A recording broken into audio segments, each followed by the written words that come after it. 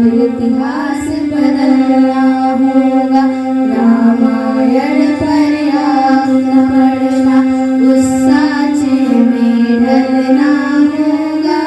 चले राम के पद चिन्हों पर अब इतिहास बदलना होगा। अब इतिहास बदलना होगा। रामायण पर आग न पड़ना।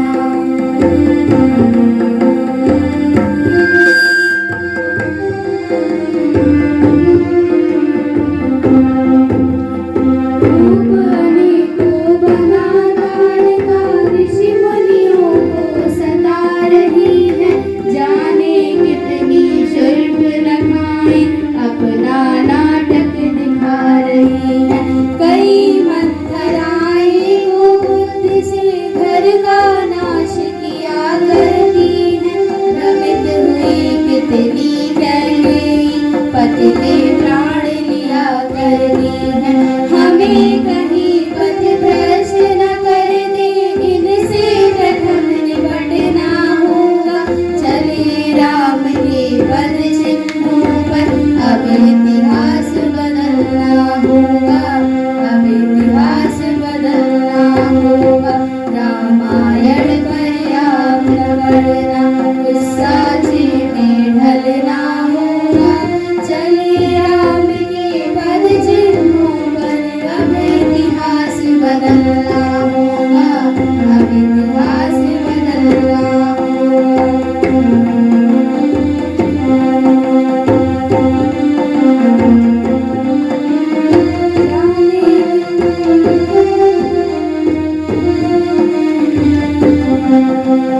जाने कितनी सीताओं का अब भी यहाँ हरण होता है। कितने परहित रथ गिद्धों का पूरी यहाँ मरण होता है।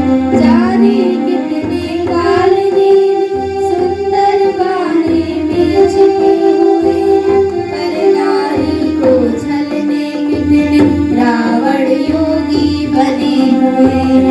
जो समाज के शोषण हो, यह संकल्प कुचलना होगा।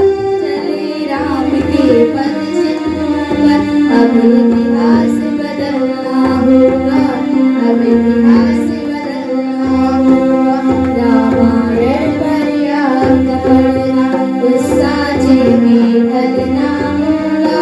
चले राम के पद चिन्हों पर अब इतिहास बदलना होगा। अब इतिहास बदलना होगा। रामायण पर आग न पड़ना, उस साँचे में ढलना होगा। चले राम के पद चिन्हों पर अब इतिहास बदलना होगा। अब इतिहास बदलना होगा। परम पूज्य गुरुदेव की देखिए, भगवान जब धरती पे आता है, भगवान धरती पे अधर्म का नाश करने के लिए, धर्म की स्थापना के लिए आता है, कुरीतियों का नाश करने के लिए आता है। भगवान राम आए तो रीछ वानर आए, भगवान कृष्ण आए तो ग्वाल बाल साथ में आए।